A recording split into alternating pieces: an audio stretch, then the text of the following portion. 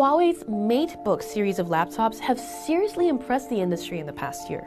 With powerful performance, gorgeous displays, and comfortable keyboards squeezed into MacBook-like frames, the MateBook X and X Pro were surprisingly popular. The company is looking to follow that success with the new MateBook 13 by offering similar quality at a slightly cheaper price.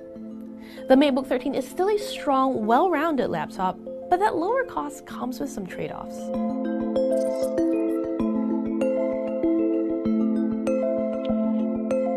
Compared to the more expensive MateBook X and Surface Laptop 2 that I've been carrying around, which are both super thin and exquisitely designed, the latest Huawei laptop feels chunky. And what's worse, it's heavier than it looks. You're definitely going to notice this thing in a bag. There isn't much else to say about the MateBook 13's looks, except that it is, once again, a MacBook clone. Cover the Huawei logo on the lid with an Apple sticker, and it's virtually indistinguishable. That is, until you open up the laptop. Instead of almost flat keys with basically no travel like on the MacBook Air, the MateBook 13 provides a more familiar feel. I really enjoyed typing on the Huawei. Not only was there ample travel, each button was also satisfyingly responsive and yet still quiet. When placed next to it, typing on the Surface Laptop 2 suddenly sounded like a cacophony of plastic drums. The MateBook 13's trackpad is just as pleasant to use. It was generally very smooth and is wider than MateBook X's, giving me a bit more room to work with when pinching to zoom.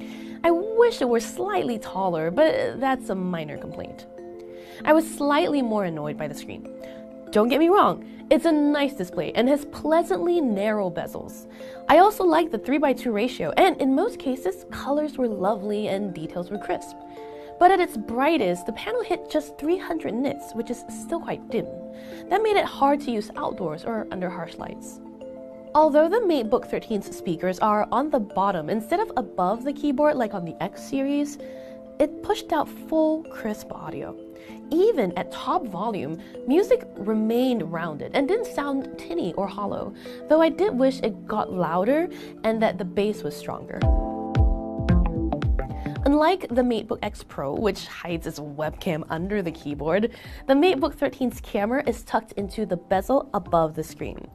Thank God, because that awkward camera placement below the display made video conferencing super painful, since it left people either staring up my nose or at my chest. In general, the MateBook 13 handled my usual workload just fine. More than fine, actually. It didn't stutter as I jumped around between multiple Chrome tabs and windows while watermarking pictures and running benchmarks in the background. Installing apps like my batch photo editing software happened almost instantly, and batch converting a set of 10 photos took just 1 second. When running more taxing tasks like a performance benchmark, the MateBook 13's dual fans kick in to keep it cool. Huawei said its SharkFin 2.0 thermal system here supports up to 8,000 RPM without overheating and uses an intelligent filtering solution software which analyzes data from 7 thermal sensors inside the chassis to monitor and manage temperature changes. This lets the laptop manage performance and reduce fan noise by about 3 decibels compared to other traditional fan designs, according to Huawei. While the MateBook's fans definitely made a noticeable amount of noise, I never got to a point where the CPU was throttled due to overheating. The notebook's base got warm enough that I didn't want to leave it on my lap for too long, but it never became searing hot either.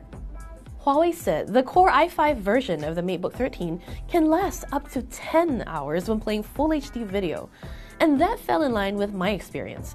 I have the Core i7 model, which is supposed to have slightly shorter battery, and it conked out after 9 hours of looping a Full HD trailer on 65% brightness.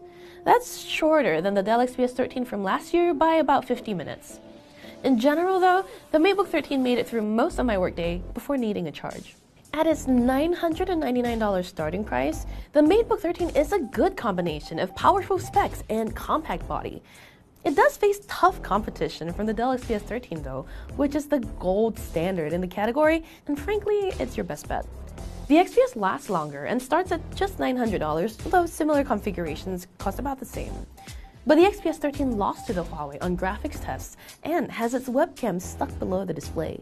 Ew. The new XPS 13 fixes that, but we haven't had a chance to test out that system yet. Still, if you're looking for Windows power in a MacBook-like body, the MateBook 13 is worth considering. Just know that there are plenty of other options you should be looking at too.